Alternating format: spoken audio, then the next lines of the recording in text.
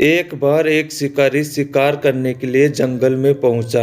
उसने अपने तीर पर बहुत ही खतरनाक जहर लगाया और शिकार को निशाना बना करके उसने तीर को छोड़ा, लेकिन उसका तीर चूक गया और तीर एक पेड़ पर जा लगा। वह पेड़ बहुत ही हरा भरा और बहुत सारे तोते उस पेड़ पर रहते थे। जैसे वह जहरीला तीर उस पेड़ पर जाकर लगा, हुआ पेड़ धीरे धीरे सूखने लगा और उस पेड़ पर जो भी तोते रहते थे वह एक एक करके उस पेड़ को छोड़कर जाने लगे।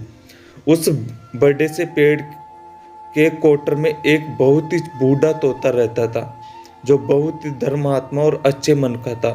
सभी तोते उस पेड़ को छोड़कर जाने लगे थे, लेकिन वह बूढ़ा तोता जाता था, दाना लेकर के आता और उसी कोटर में आकर के बैठ जाता था, परंतु उस पेड़ को छोड़ने को तैयार नहीं था।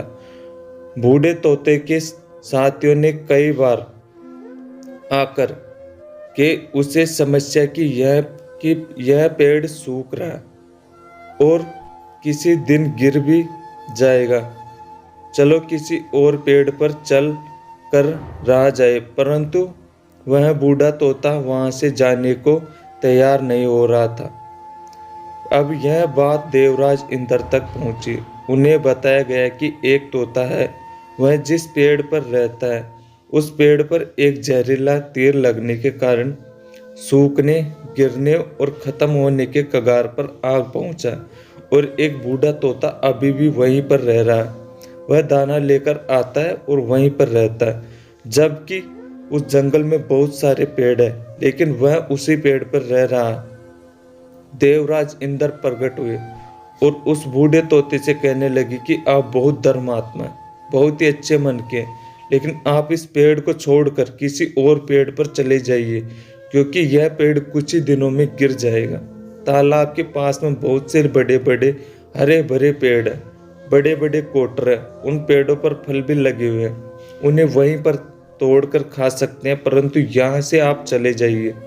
तोता बोला, माफ कीजिए, इस पेड़ ने मुझे जीवन दिया है, शिकारियों से मेरी रक्षा की है, हर मौसम में मेरे साथ रहा है, यह कोटर मेरा घर है, यहाँ से पला बढ़ाऊं।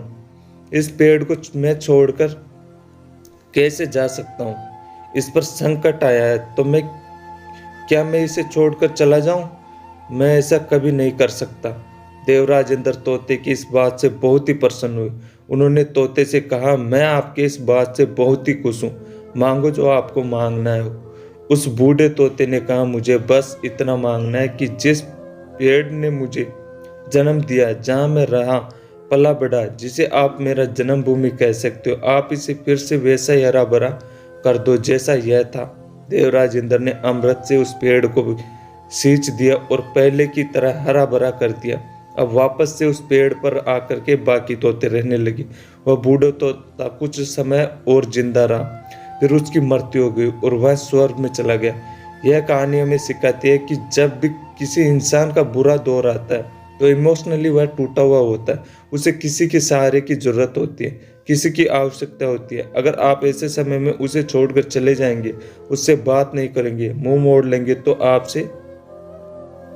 आपसे बुरा कोई नहीं है, क्योंकि आप किसी के सुख का साथी बने या ना बने, लेकिन आपको हमेशा किसी के दुख का साथी जरूर बनना चाहिए।